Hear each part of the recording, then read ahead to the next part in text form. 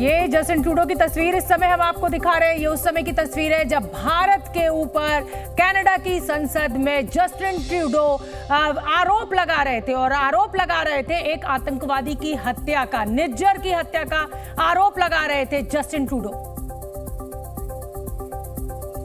सबसे पहले भारत ने कनाडाई प्रधानमंत्री जस्टिन ट्रूडो के आरोपों को बेतुका बताया। इसके बाद कनाडा के डिप्लोमेट को 5 दिन के अंदर भारत से जाने का फरमान सुनाया। कनाडा में रह रहे भारतीय छात्रों और नागरिकों के लिए एडवाइजरी जारी की। खालिस्तान समर्थक पंजाबी सिंगर शुभनीत सिंह का भारत दौरा रद्द कर दिया। एनआईए ने खालिस्तान समर्थक वांटेड आतंकियों के ऊपर इनाम का ऐलान किया और इसके बाद कनाडा के किसी भी नागरिक को वीजा देने पर रोक लगा दी गई। आपने देखा होगा कि हमारे जो कनाडा में हाई कमिश्नर और कॉन्सुलेट्स हैं उनको किस तरह के सिक्योरिटी थ्रेट्स वो फेस कर रहे हैं, उसको आप जानते हैं। इससे उनका जो सामान्य कामकाज होता है उसमें बाधा पड़ी है, उससे डिसरप्शन आई है। इसीलिए हमारी हाई कमीशन और कॉन्सुलेट्स अब टेम्पररीली वीजा एप्लीकेशंस नहीं प्रोवाइड कर पा रही हैं। दूसरी तरफ एक बार फिर आग में घी डालते हुए कनाडा ने भी कुछ फैसले लिए। उसने भारत स्थित अपने उच्चायोग में स्टाफ कम करने का ऐलान किया। दरअसल कनाडा पाकिस्तान के रास्ते पर चलता नजर आ रहा है। वो भारत विरोधी गतिविधियों का गढ़ बन गया है। यही नहीं, कनाडा में पाकिस्तान की खुफिया एजेंसी आईएसआई के एजेंट भी सक्रिय हैं, जो खालिस्तान समर्थकों को फंड भी कर रहे हैं। कनाडा की सरकार को भी पता है कि पाकिस्तान के इशारे पर खालिस्तानी आतंकी उसकी सरजमी से भारत के खिलाफ साजिश रच रहे हैं। सरकार बचाने के लिए जस्टिन ट्रूडो ने सबसे आंखें मूंद ली हैं, जबकि आतंकियों का बचाव और भारत पर बेबुनियाद आरोप लगाने वाले ट्रूडो को ये तस्वीरें देखनी चाहिए। इस तस्वीर में एक तरफ खालिस्तानी आतंकी हरदीप सिंह निज्जर है और दूसरी तरफ टोपी पहने हुए आईएसआई का एजेंट। जी न्यूज को मिली जानकारी के मुताबिक आईएसआई का ये एजेंट वैंकूवर में पाकिस्तान का कौंसल जनरल है। ये अमूमन ब्रिटिश कोलंबिया के सरे स्थित उसी गुरुद्वारे में आतंकी निज्जर से मिलता था जिसके बाहर उसकी हत्या हुई थी। कहते हैं तस्वीरें कभी झूठ नहीं बोलती, लिहाजा कनाडा के प्रधानमंत्री जस्टिन ट्रूडो को भी ये तस्वीरें जरूर देखनी चाहिए, जिसमें खालिस्तानी आतंकवादियों और पाकिस्तान का गठजोड़ साफ साफ नजर आ रहा है, जिसमें यह भी नजर आ रहा है कि कनाडा की जमीन से भारत विरोधी गतिविधियां चल रही हैं। एक्सक्लूसिव जानकारी के मुताबिक आईएसआई के कनाडा में मौजूद एजेंट्स ने खालिस्तानी ग्रुप के साथ सीक्रेट मीटिंग की है। इस सीक्रेट मीटिंग में एंटी इंडिया प्रोपेगेंडा को ज्यादा से ज्यादा फैलाने को लेकर प्लान बनाया गया है। कनाडा में अपने प्लान के तहत आईएसआई खालिस्तानी गतिविधियों को तेज करने के लिए फंडिंग कर रही है। पिछले कुछ महीनों में कनाडा में रह रहे खालिस्तान समर्थक गुटों के लोगों को बड़ी संख्या में फंडिंग हुई है। फंडिंग का इस्तेमाल लोगों को प्रदर्शन की जगह ले जाने, पोस्टर, बैनर और भारत के खिलाफ युवाओं को भड़काने के लिए किया जा रहा है। जबकि जानकारी के मुताबिक इस वक्त कनाडा में 20 से ज्यादा खालिस्तानी आतंकी और गैंगस्टर छिपे हुए हैं, जिसे लेकर एनआईए और देश की दूसरी एजेंसियों ने कई बार कनाडा को म्यूचुअल लीगल असिस्टेंस ट्रीटीज भेजी, लेकिन कनाडा की जांच एजेंसियों ने कोई जवाब नहीं दिया। उल्टा खालिस्तान समर्थक न्यू डेमोक्रेटिक पार्टी के सहयोग से सरकार चला रहे जस्टिन ट्रूडो ने खालिस्तानी आतंकवादियों और अलगाववादियों को खुली छूट दे दी, जिसके बाद गुरपतवंत सिंह पन्नू जैसे पाकिस्तान परस्त आतंकवादी भारत के खिलाफ खुलेआम जहर उगलने लगे। सिंह पन्नू ने हिंदुओं को कनाडा से बाहर निकालने की गीदड़ भभकी दी और 25 सितंबर को विरोध प्रदर्शन का ऐलान किया, जिससे कनाडा में रह रहे हिंदू समुदाय के लोग खुद को असुरक्षित महसूस करने लगे।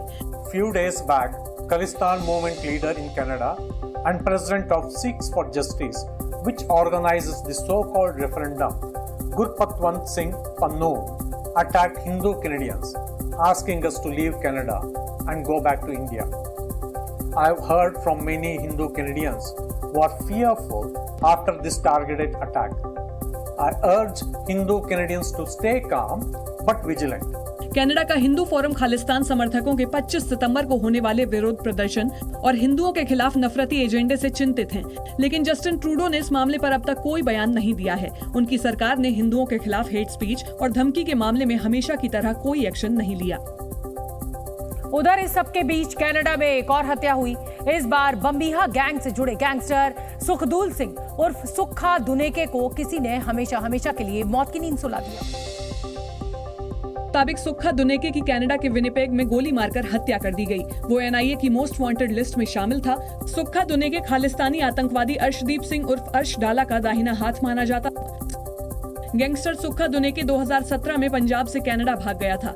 ए कैटेगरी का गैंगस्टर सुक्खा कनाडा में बैठकर अपने गुर्गों के जरिए भारत में कारोबारियों से रंगदारी और उगाही का काम करता था। सुक्खा दुनेके पंजाब, हरियाणा, दिल्ली और राजस्थान में बम्बीहा गैंग को फंडिंग करता था।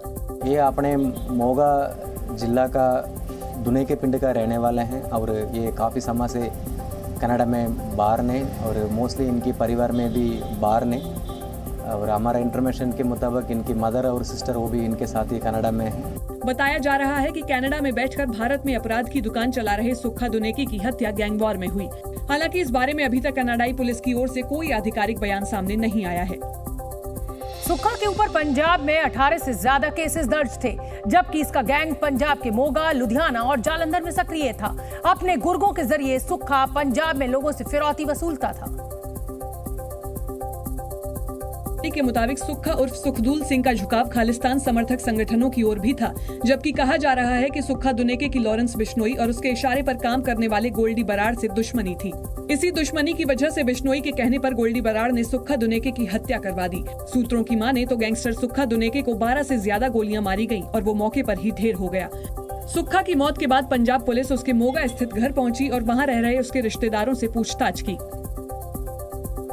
इसके अलावा कनाडा की जमीन से भारत विरोधी गतिविधियां चला रहे गैंगस्टर्स और खालिस्तानी आतंकवादियों के खिलाफ एक्शन की शुरुआत भी हो गई है। पंजाब में 1000 से ज्यादा जगहों पर छापे मारे गए। में छिपे गैंगस्टर गोल्डी बराड़ और उसके गैंग का पंजाब पुलिस ने गोल्डी बराड़ के करीबी गैंगस्टरों को पकड़ने के लिए छापेमारी की। पुलिस के मुताबिक सिर्फ मोगा जिले में ही 78 जगहों पर दबिश दी गई। छापेमारी में संदिग्ध लोगों को राउंड अप किया गया और इसकी रिपोर्ट तैयार कर एडीजीपी को सौंपी जाएगी। पंजाब पुलिस के अलावा राष्ट्रीय जांच एजेंसी यानी एनआईए ने 43 गैंगस्टरों की तस्वीरें जारी की हैं। एनआईए ने लोगों से इनकी अवैध संपत्तियों, व्यवसायों और सहयोगियों से संबंधित जानकारी देने की अपील की है।